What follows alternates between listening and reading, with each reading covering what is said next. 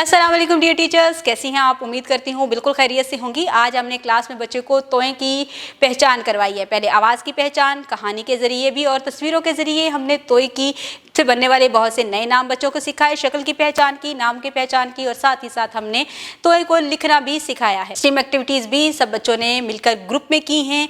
Class work भी आपने बच्चों को करवाना है। जब आपने बच्चों को क्लास में स्टोरी सुनानी है तो उसके लिए टीचिंग मेथड आप अडॉप्ट करेंगे।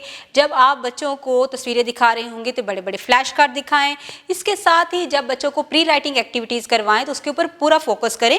बच्चों को हवा में राइटिंग करवाएं, टेबल के ऊपर, सैंड ट्रे के ऊपर और फिर हाथ पर भी बच्चों को लिखने की प्रैक्टिस करवाएं ताकि बच्चे फॉर्मेशन को फॉलो कर सकें और फिर लिखने के काबिल हो जाएं।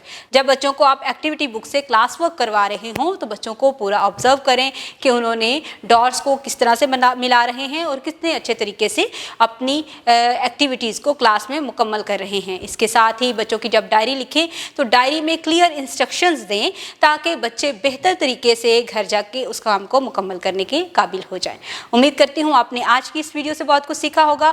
मज़ीद सीखने और जानने के लिए हमारे साथ रहिएगा। मिलते हैं अगली वीडियो में, तब तक के लिए अल्लाह हाफिज़।